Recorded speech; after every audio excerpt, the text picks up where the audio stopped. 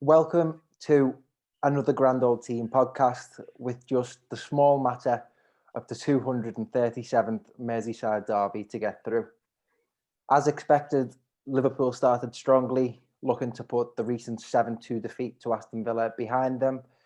The reintroduction of Thiago Alcantara and Sadio Mane paid dividends immediately as Mane scored the first goal for Liverpool just 2 minutes in. Michael Keane headed the Blues back into the game on 20 minutes. The other goal for Liverpool coming from Mo Salah on 72 minutes. Everton showed tremendous character coming from behind twice, as who other than Dominic Calvert-Lewin scored his 10th goal of the season with about, I think it was 10 minutes to go. That makes the last 4 Goodison derbies all draws, but that's just scratching the surface. I'm joined by the host of the Blue Half podcast and Everton Business Matters regular, Rodger Armstrong. Rodger, it's great to speak with you, mate. Now, before we get into the weeds of this one with the Pickford challenge and Richarlison's red card, how did you feel after full time yesterday?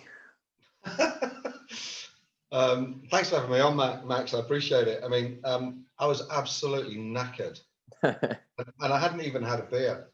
I'd promised myself, because I thought if I start, this is not going to end well. So I just went and opened a bottle of Don Carlo Moretti. Yes, other beers are available.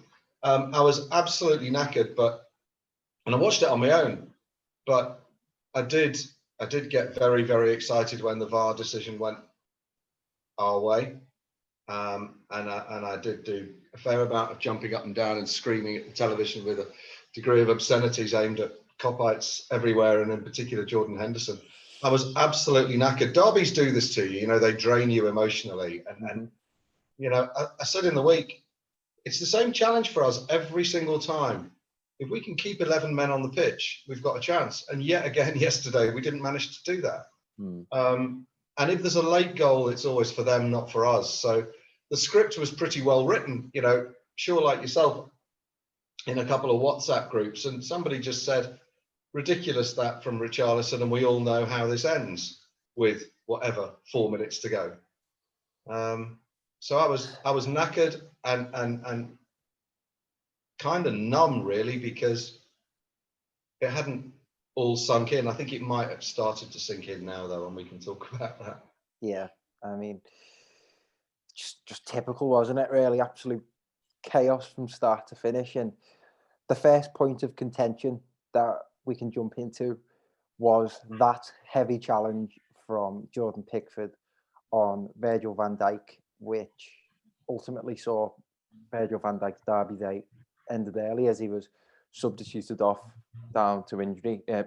Very fortunate for Everton that due to the offside that was given, that wasn't deemed as a red card offence. No disputing, of course, it was an awful challenge and something that you don't like to see on a football pitch, but the way Steve McManaman was going on about it on the BT Sport commentary, you'd think he'd never saw a Merseyside derby, never mind played in one. There was a challenge by Van Dijk earlier on James Rodriguez that was a heavy one, and that was merited as Van Dijk making his mark on the game 2 minutes in. I've made a note of some of the other challenges that took place. Robertson lashed out at Alan in the middle of the pitch, completely off the ball with no intention of winning the ball. Sadio Mane intentionally stuck his leg out on Yerry Mina. And I mean, these are all excessive actions just made in the spirit of playing your rivals. You look down the gears, Cout on Neville, and Steven Gerrard on Naismith. I'm used to this. I know this comes with derby days. Now, I know from what you've told me that your patience is wearing thin with Jordan Pickford. I just wanted to get your take on, of course, the actions of Pickford and some of these tough challenges that were flying in. Yeah, I mean, let's do the BT Sport commentary separately, because I thought it was the most reprehensible display in terms of covering live sporting event. We'll do that separately. I mean, Pickford's challenge was irresponsible, clearly dangerous, and reckless. And I have to admit to being slightly unclear on the rules in terms of, had the whistle gone, was Van Dijk offside? And if you put that sort of challenge in on someone who was offside, I mean, let's rewind it the other way, right? Let's imagine the flag hadn't gone up, because these officials aren't meant to put the flag up anyway, right? Until they're certain. Mm-hmm. So let's imagine no flag has gone up, and somehow, and the action's carried on, Pickford's fouled him, the referee's pointed to the penalty spot, right? And then they've reviewed it and given Pickford a red, okay? So then he's reviewed it. Virgil van Dijk's offside, so it can't be a penalty, but it can still be a red card. Can it or can't it? I don't understand the rules. Mm. Can it be? What? If the action had gone on and the ref's given a penalty, right? It can't be a penalty because Van Dijk is offside. I understand that much. Mm-hmm. But if the referee has awarded the penalty and given a red card to Pickford for the challenge, which it clearly deserved, if it was in open play, yeah. So they review it on VAR subsequently, and then they rescind the penalty. But do they also rescind the red card? I don't know. I know. I think this is a byproduct of the fact that the laws of the game have been changed. They've been tinkered with so often over these past year or so, really. And I mean, my mind kind of casts back to sort of incidents that happen off the field of play, and you see players red carded for instance that happen off the field of play, and again, I think that this is our sort of first stroke of fortune of the day, to be honest. And I can understand your perspective in that, you've looked at it from a worst case scenario, and in a game such as this, your goalkeeper, England's number one, which I don't know how much longer that we're going to be saying that, to be fair, and how much I hold Jordan Pickford in high regard, but this is seriously going to cast further doubt over whether he's going to be starting goalkeeper for Everton moving forward, isn't it? I think, Max, it has to. You just take all the VAR controversy out of it, and penalty or no penalty given. It was a red card challenge, okay? We're already 1-0 down. Was Virgil van Dijk about to score? Really? He didn't. It's a totally unnecessary challenge. It was reckless. It was dangerous. He's injured him. Did he do it intentionally to injure him? No, he didn't. He absolutely didn't. You talk about the sorts of kung fu kick from Dirk Kuyt and some of Steve McMahon's and Steven Gerrard's Derby misdemeanors, which were clearly intentional and designed to hurt. He did not intend to hurt him. He just panicked because he panics, and that's why I'm done with him. You need a calm goalkeeper, okay? So, as I said to you, he did go on to make a couple of good saves. The header from Matip, particularly. Yeah, there was the free kick that he saved from Alexander free kick Arnold. From Trent, he saved well. I think the save from Matip was more significant and tougher and stretched, and he put it around the post in the second half. But the fact of the matter remains that actually we should have been looking at a 2-0 deficit, by all likelihood, score the penalty, and down to 10 men, and less than 10 minutes have gone. So he's almost cost us the game there, and he should have cost us the game. Those actions should have cost us the game in a normal set of circumstances. Thereafter, he makes a couple of good saves, yes. But, that's his job, to make saves. And then it came down to a chance in literally the last kick of the game, as it should have been. And what on earth he's doing with that Jordan Henderson shot, I have no idea.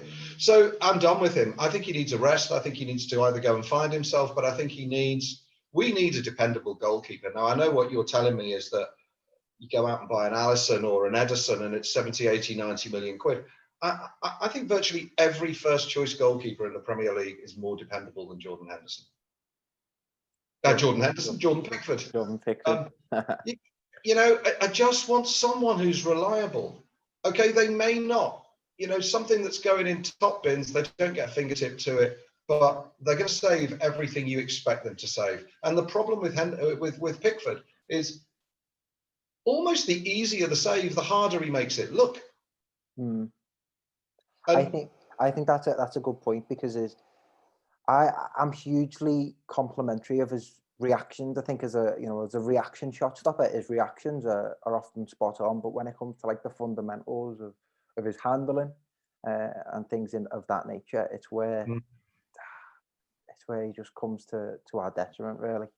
He seems to be bouncing around all over the place. I was talking to people midweek about this before the game, and he just doesn't seem to be able to stand still, set himself, and then dive. He's always moving. Everton put out a training video, or actually it was the England video, and he was, every single time he's jumping around. Now, I know they need to be on their toes, but he seems to be constantly moving, and that's all right if he's moving the right way. But if the ball goes the other way, he's kind of gone the wrong way to start with. And I don't think he waits long enough to make the move. And I think there's so much going on in his head, Max, that he's just, when the goal went in, the Henderson goal went in, pan to Ancelotti, and, he looked like he was done with him, because that was clearly a goalkeeping error. Yeah. And maybe now we do have someone that Ancelotti can trust to go in and play half a dozen games and give us a little bit of stability. Incidentally, apart from Mina's error for the Salah goal, clearly costly, yes, I thought Keane was magnificent, and I thought Mina made some fantastic headed clearances yesterday. Yep. I thought the rest of the defence played really well. I was impressed with the new kid, Ben Godfrey, when he came on. Luca Dean made some cracking, he made one headed clearance for... I think it was for the corner that ultimately led to the Van Dijk challenge. Yep.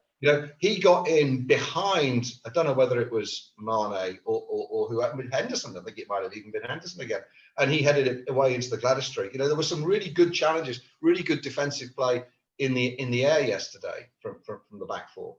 The back five, when Seamus went off. So 5 of them played. Mm-hmm. Yeah, and we can touch on some of the standout performers in a bit, but what I was going to say is that for the bulk of the first half, Liverpool were much the better team in my opinion. They were. Their pass and move football was excellent, and we seemed to be on our toes defensively throughout the bulk of that first half. I do feel, however, when Michael Keane scores that equaliser from James Rodriguez corner, that Everton grew into the game a bit more, grew in confidence, and grew in confidence in their football, that they could impose themselves and be a real danger to Liverpool. Now, looking at other standout moments in terms of football from the game, Richarlison hit the post, and we did force some important saves out of Adrian. Do you feel if Liverpool's 7-2 defeat had come, if the Merseyside Derby had come a week after Liverpool's 7-2 defeat rather than 3 weeks after, do you feel like we'd be looking at a different result? Possibly. I think they missed a couple of key players at Villa, and one of them's Henderson, and the other's Thiago. Thiago didn't play against Villa, did he? No. I thought he was magnificent yesterday, and I thought Henderson is just the absolute heartbeat of that team. A horrible player that he is. I think he sets the standard. I think he gets them all working. I thought that they played on a weakness, a fairly obvious weakness that James has defensively, although he does track back a lot. Robertson had a very good game, and he hasn't looked that dangerous this season. Those two fullbacks haven't been that effective, but Robertson had a good game. I don't know about the whole impact of that. We had a 2-week break. I think the travelling may have impacted more on us because, our players just looked a yard short of pace, certainly for the first 20 minutes. Didn't look fresh, didn't look, coming out of the blocks at top speed and high concentration. I guess that, if you concede early, that probably happens, and you kind of become a little bit uncertain and a little bit defensive in your play. And they, you sit back against Liverpool, they just come at you and they are relentless. I thought they played very, very well. But listen, when you've got someone who can take a corner like James, who's got to be the best corner taker we've ever had, we've had decades of corners not getting past the near post. That corner was magnificent, and Michael Keane's header was magnificent. Should the keeper have saved it? Don't care. It was a brilliant, brilliant corner, and the quality of the crosses from James and from Digne, just magnificent. And I can see us scoring a lot of goals from that over the season. Now, would it have been different if Van Dijk had still been on the pitch? Well, according to Martin Keown, yes, it would have been, and that's a really important point. Yeah. If Calvert-Lewin's goal, magnificent hanging header, almost like Cristiano Ronaldo, puts it where the keepers come from. Brilliant, brilliant goal, brilliant cross, brilliant header, brilliant goal. But really, it wouldn't have happened if Virgil van Dijk had been on the pitch, according to Martin Keown. And Jordan Pickford made a load of great saves, well, 2 or 3, but really he shouldn't have been allowed to do them because he should have been sent off. I mean, this is 75 minutes into a game of football that he's coming out with this tripe. It's just makes my blood boil. Yeah, I guess we can move on to that now, shall we? It was a hard listen, wasn't it? It was tough to sit and listen to it. Like, I mean, since the restart of football, I'm adamantly against the added crowd noise because I feel like it's forced, it's unnatural, it's not a natural. I think what makes football is that natural reaction of the crowd, and because it's unnatural, it just doesn't resonate with me in the slightest. And I'm one of my sort of interests in this football without fans is the communication amongst players, and I do love to listen to it and hear what the players are saying. And again, I mean, when we talk about standout players, that's why I think Ben Godfrey stood out for me so much. To be thrown into the thick of it on your Everton debut. He was commanding players about as if he'd been here for years, but you probably couldn't hear that due to some of the dross that the likes of Steve McManaman and Martin Keown were coming out with. Yeah, I agree with you. I listened to it without the crowd noise, and so it was a point I picked up on. I mean, I leave the commentators aside just for a second. So I was listening to it on whatever it's called, Extra, or whatever the channel is, without the crowd noise, just the commentary. And really, I could hear Liverpool and the Liverpool players and the backroom staff. Particularly, I could hear Klopp shouting at Sadio, Sadio, Sadio all the time, And I didn't really get this. Maybe the microphone was closer to them, I don't know. But I didn't get the same noise, vocal encouragement from the Everton bench, and indeed from the players. Maybe you can take something from that, but I mean, the commentary, Martin Keown, I don't know how on earth he gets a job. I mean, there are some dreadful pundits, Danny Murphy, etc. But yesterday, when we have a running joke with McManaman and yes, Fletch is about all he ever says. But Keown used to play for Everton, and you wouldn't know it, would you? I mean, somebody picked up on the point that the 4-4 cup tie, the famous 4-4 cup tie replay that led to Kenny resigning, and then we beat them the following Wednesday, 1-0, Dave Watson. We remember it well. Both of those games did take place at Goodison, and Keown claims that the 4-4 actually happened at Anfield. And he played in the bloody game, So I thought he was, Liverpool scored early. This happens in a game of football. And in his mind, Liverpool were now going to run away with it. Yeah. It was 1-0. Get over yourself.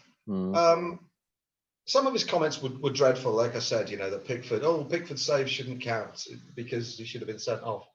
Apparently Everton was second best in the 80s as well. Oh, no, I picked up on that as well. Yeah, he said, yes, we spent the whole of the 80s second best, apart from the cups we won and the league titles we won and the European trophy we won. And, who knows what might have happened if it hadn't been for them showering across the park in Heysel. It was just appalling. And I don't know how the studio was all right, because I quite like, Leon is all right. And I don't mind Joe Cole, he's okay, but bloody hell, Keown hasn't got the first idea. Just dreadful. And as a player, for him to be condemning players for fouls, he was one of the dirtiest, most cynical players. You might remember that Arsenal Man United game when Van Nistelrooy, I think, misses. I was going to say Van Nistelrooy, the penalty. Yeah, and he kind of karate chops him on the back of the head. He's nobody to lecture in football, etiquette. So he annoyed me. The whole thing annoyed me. Yeah. So yeah. but we're just bitter, aren't we? You know. But I'm just sick and tired of why we were top of the table. Why? The reason I love live sport, football in particular, but it could be cricket, you know, it could be rugby league. The reason you love live sport is that the outcome is in doubt. And when you present it, the BBC are bad at this as well, particularly, you know, if it's a FA Cup game and the underdog and da. You know, when the script is already written before the event's taken place, I hate it. And that's what they seem to want to do yesterday. Yesterday was all about Liverpool getting redemption after 7-2. That was just a fluke. Everton were top of the league. They really shouldn't be. Here come Liverpool, and it's 1-0 Liverpool, you know, and we all know what happens from there. And the fact that we resisted, the fact that we came back, the fact that a VAR decision went against Liverpool was just beyond their comprehension. Against the narrative, of course, like you say. The narrative that they set, exactly. Yeah, and just another point on that, and I mean, as somebody that studied broadcast media, you know, I've got aspirations to work in broadcast media. I've got a hell of a lot of respect for Jake Humphrey, the BT Sport presenter. I think he's great. I've seen the progression of his career over time, and I do feel like he's one of the best in the business at what he does. However, you know, he's in BT Sport studios, yet seems to be campaigning about that red card a good hour after it happens on social media. And it's like, come on, mate. Oh, but Dan Walker, there's another one. You know, Dan Walker, BBC Football Focus, and does the breakfast stuff during the week. My word. You know, he comes up with whatever your allegiance is, this offside decision's wrong. It's marginal. Now, you know, there is no such thing as marginal offside. Once you bring it in, you're either offside or you're not. Now, whether the arm's included or the arm's not included, doesn't matter, but the rule is the rule. And if you're offside by a toenail or if you're offside by 3 yards, it doesn't matter, it's offside. Because we haven't said within this degree of tolerance, like they do in cricket, with umpires call, you know, for an LBW or that sort of thing, if it's in that margin of uncertainty, whether that's a tolerance of 1%, 2%, I don't know. There is no stick with the original referee's decision or stick with the umpire's call. So therefore, it's binary. You're either offside or you're not. And you know what? What goes around comes around. And sometimes you don't get the rub of the green. They didn't. We did. Move on. You know, we're still well overdrawn in that school. Yeah, definitely. And I mean, we'll touch on that offside in a minute, but in regards to standout players, they do deserve a mention, definitely, because of course they come from behind twice, showed great character. Dominic Calvert-Lewin continued his wonderful goal scoring run. That's his 10th for the season. No player in Europe has scored more. Opened his account in Merseyside Derbies as well, and you'd like to think over the years he'll bag a few more. Decore seemed to live up to the occasion. I thought he had a really good game. I thought Alan was off the pace, but Decore made up for that. Yeah, I think Alan was overwhelmed with the fact that the likes of Salah and Mane were getting into those half spaces between the midfield and the defence, and as he picks up most of the defensive responsibility, it was hard for him to sort of make a fair judgment. But as I say, Ben Godfrey to be thrown into, you know, the mixer like that, out of position at right back, you wouldn't have thought he's a natural centre half on the ball and off the ball. I thought he was tremendous.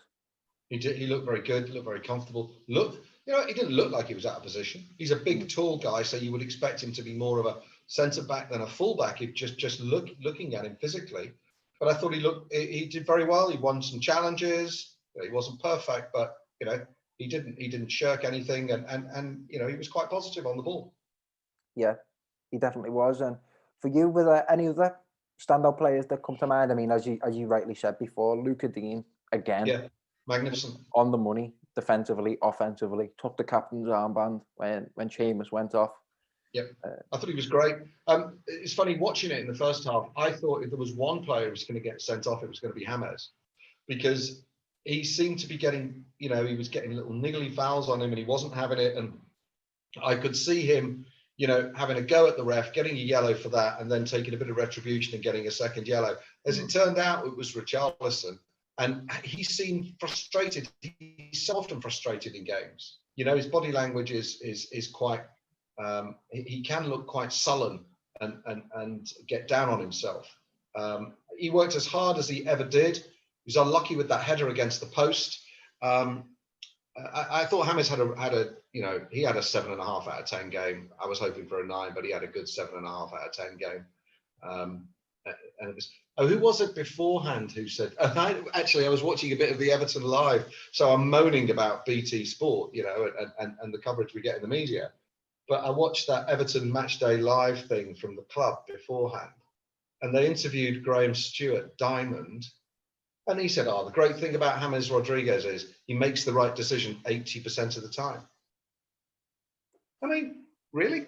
Only 80% of the time? What a ridiculous thing to say. So apart from the goalkeeper who let everyone down, and apart from Gomez, who I think was off the just slow, and what do you think? Do you think the crowd would have helped us yesterday or not? At 1-0 down, do you think that would have motivated the players, or do you think a few of them might have even been more shocked by the situation if there was 40,000 baying at them from all four corners of the ground? From the 1-0 down scenario, I don't think so. I think if we go 1-0 down 2 minutes in, that line is crossed from bear pit to toxic. And I personally feel like it, especially for the amount of players making their first appearance in a Merseyside derby, I think that might have played to our detriment. However, on the flip side of that coin, I feel like second half, when we're looking much the better team, playing the better football, creating more chances going forward, that then it would have played into our hands, and who knows, things would have turned out differently. But to get to it now, you touched on it there. Things got to Richarlison's head towards the end of the game. I think it was right on 90 minutes before the game went to added time, and you alluded to it there correctly, that Richarlison is one of those heat of the moments, passionate players, and I think that's part of the reason why a lot of Evertonians love him like they do. He's a very passionate player, but you can't. This is what I wanted to ask. I'd be interested to hear your thoughts on this. Is that, of course, red card, no question, flies in, feet off the ground. He's not looking at the player or the ball. But if that happens 20 years ago in a Merseyside derby, is that still a red card? I think if it happens in the first minute, it's not a red card. And the thing that isn't seen in that just before is the Sadio Mane kick out at Mina, which trips him up. Mm-hmm. It's almost a carbon copy of David Beckham in France '98, that little flick of the ankle, right? So VAR didn't catch up with that. It's a reckless challenge. It's a stupid challenge. It's in the centre circle. You're not taking one for the team or anything like that. What's most disappointing about it, Max, is so late in the game to do that. And now he's going to be looking at a 3-game ban, and if the Copites get their way. I saw this morning that they're going to launch a petition to be debated in Parliament that he should be banned. He should be banned, and Pickford should be banned for the rest of the season. You can't make it up, can you? It was reckless. It was stupid. And where does it leave us now? The next 3 games, does Bernard come in and play down the left? Anthony Gordon? I don't know. It leaves us short. That's for sure. Most definitely. That's Southampton away, Newcastle away, and Man United at home. Whereas my thoughts were, however, yes, of course, he's going to be a massive miss given his significance when it comes to our attack and play and his contribution in terms of goals and assists and chances created. But what may play into our favour is that I feel like the competition for places this season with the new signings certainly has lit a fire under some of these players. You talked about some of them there. Bernard, Sigurdsson, Anthony Gordon, Alex Iwobi seem to be playing for their places and acknowledgement when it comes to first team football. And with us playing Man United in the League Cup down the line, maybe the absence of Richarlison may play to our favour. They may not pick up on how to deal with Richarlison and down the line when it comes to that important League Cup game, that he can have a more significant effect. I don't know, but as you say, he is going to be a big mess for the games that, he's going to be out for. 3-game ban, not ideal at all. And just to look at rounding this up now, Rodger, I mean, I feel like, you know, given the nature of who we both are, we've addressed this fairly, with least bias as possible. Of course, we have our moments where, you know, bitterness does shine through, but I feel like we've got a fair dress down at the end of the day. You know, we were very, very fortunate at the end there, weren't we? Of course we were. I mean, what was it? His elbow? Sadio Mane's elbow or something? Well, I believe it. The fact is that it's now the top of the arm. So this doesn't count for handball, and therefore that can be. You can score with that, apparently. So it's the top of his, because previously they said it's got to be a part of the body you can score with that's offside. So look, the rules are about as clear as the lockdown rules. You know, and I don't want to make light of those, but the offside, I don't know. We got the benefit of the doubt, and this was the other thing that they, in their wisdom, Keown and McManaman had sight of it. That, oh, that's clearly onside. Clearly onside. The goal's going to stand. The goal's going to stand. And well, it clearly didn't, did it? I don't understand the offside rule, and which part of the body is allowed to be in play and which part of the body is not. And also players interfering with play or not interfering with play. Because when you look at the Van Dijk thing, there clearly are two other reds in the middle of the penalty area that are offside as the ball comes in. So, mate, I'm as confused as you are, but relieved to have got the benefit of the doubt, because it happens. It happens so rarely. Makes a change, doesn't it? Especially when we're talking about Everton. And I just wanted to say, of course, I mean, as I say, I think we give it a fair dress down, but after all that, you know, Henderson jumping up and down, Klopp hugging everybody on the sideline. There's all the reaction videos of Liverpool fans going round. Have they stopped complaining on your social media yet? Not at all. No. There's a march planned, apparently. Silent protest. And, you know, Jesus, how many times have they had the rub of the green? You know, and you know, they're bad losers. They're worst winners, and they're petulant children who, if they don't get what they want, they just go into meltdown, and it's funny. But I can't see them. You know, the other takeaway from yesterday's football is that you've got Chelsea there, supposedly spending a lot of money and throwing away, you know, only drawing 3-3 with Southampton. I caught a bit of Man City Arsenal. I couldn't bear it for more than 10 minutes. I mean, I can't watch that football. It's awful. I mean, it's so slow and pedestrian and ticky-taka, but going nowhere. So, and then Man United lose 6-1 and win 4-1. So, you know, this league has got to be competitive, hasn't it? It's got to be there for the taking if you can put a run together. You know, who knows what Tottenham will do today? But we're right in the mix, and we should take that. We should take that positivity from it. We got 13 points. We're top of the table. We'll still be top of the table after this game week. No one's running away with this league this season. And if we can keep enough players fit, and I think if we can become a little bit more reliable at the back, and if that means dropping Pickford, it means dropping Pickford for me, then, you know, let's crack on. The Southampton and Newcastle, we can beat them, and we can beat Man United. And let's see where we are come the middle of November, next international break. Yes, sir. Everton still top of the league, still unbeaten. Let's just let's face it, fortunate to just leave it there to come out with a point there. But again, you know, as I say, things are positive, character shown by the team, and we look forward to the next game. Rodger, thanks very much for joining me. I've really enjoyed talking to you, and as I say, always welcome to talk about football with me. Thanks, Max. It's been a pleasure. Take care, mate. Make sure to subscribe to GrandOldTeam and check them out on their socials.